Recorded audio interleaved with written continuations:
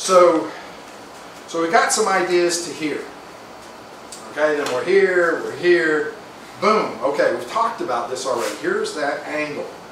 How do you find it? By that test that we went through. So we'll do it from the side.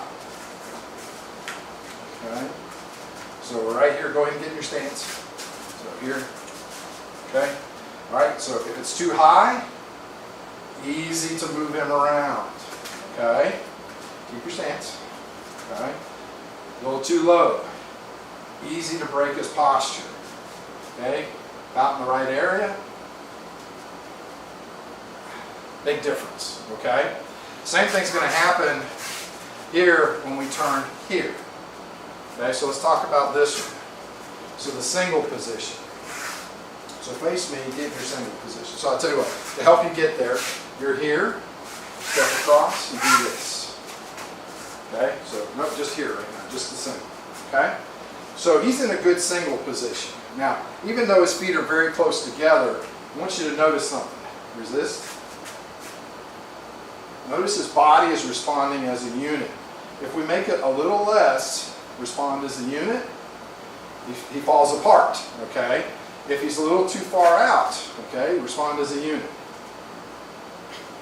He has a hard time. We'll put it in the right spot. Okay? And he responds as a unit, even though his feet are this close together. So imagine if he's in a good stance and he's dealing with that. Remember, that's that underhook position is one of the meanings of that, or it's doing an arm bar. So we want strength in those positions. We keep it. So get in a good stance. Okay? Put your arm in a single position. Resist.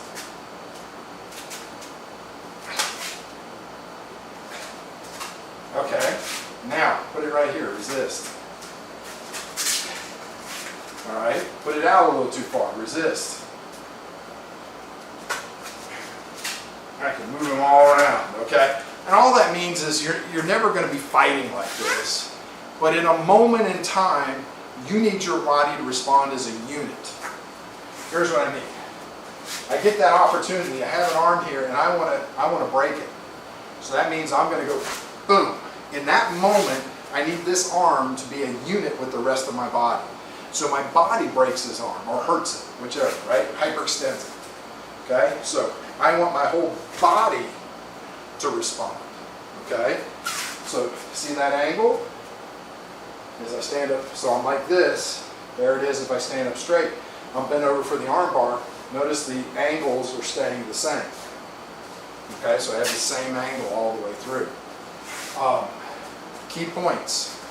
The fist is not flat like this. It's at a 45. Okay, so it's at a 45 like this. Okay, if I turn it flat, and this is where some people argue with me because they say in my style it's flat. Other people go it's like this. I understand. I think it's because you're doing a particular technique. If we're talking about a position of strength, though, it makes a difference. So get your arm in the correct position. Now we turn his hand completely flat. Now resist. Get in that stance. So when it's turned all the way this way, don't let me do anything to it. He doesn't respond as a unit anymore. Okay? When he goes back to a 45-degree angle, now he responds as a unit. We go this way. Okay? Resist. It breaks down. Okay? So that fist being on a 45 makes a big difference. The way it engages the bicep and the tricep causes this to be a stronger structure. When you turn all the way, you actually change how the muscles are engaging the joint. Okay? When you're right here, the tricep engages more and you get both heads of the bicep engaged. When you over-rotate, you lose one head of the bicep and the tricep gets soft. Okay? When you're sideways like this, bicep's not fully engaged and neither is the tricep. Okay? Now, when we go to the double position, so we're here, all right, step out, boom, pop. Hey, guess what? It's that angle again, isn't it? But notice the hands on a 45. See how it's on a 45? Like this. Okay? It's not straight up and down, it's not fully rotated. okay? Now, fully rotated is not necessarily wrong, depends on what you're thinking at the time. There's different techniques, but if we're talking about just simply positions of strength, take a double position, okay? Just take this hand out of the way for a second. So he was a little over-rotated to me for position of strength, so respond. Easy to move. Turns it on a 45, now respond.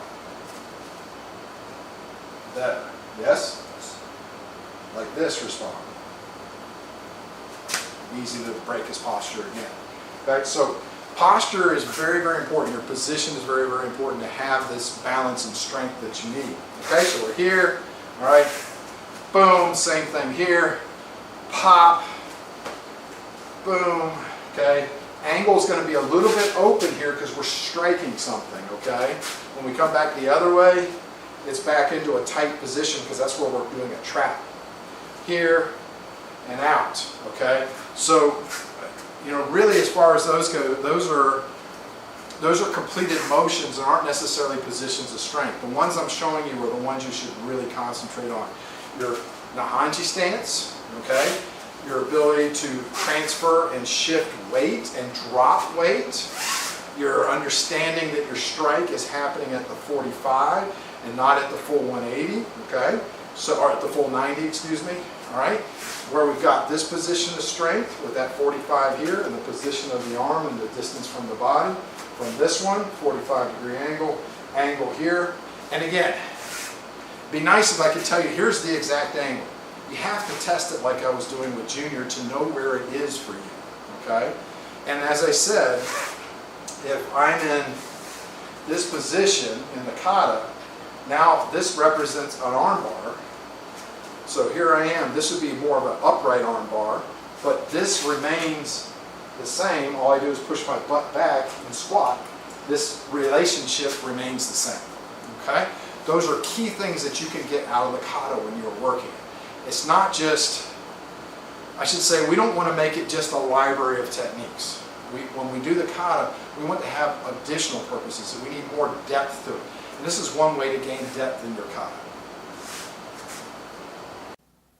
Please help us continue to bring you some great videos by subscribing to our channel and sharing our videos.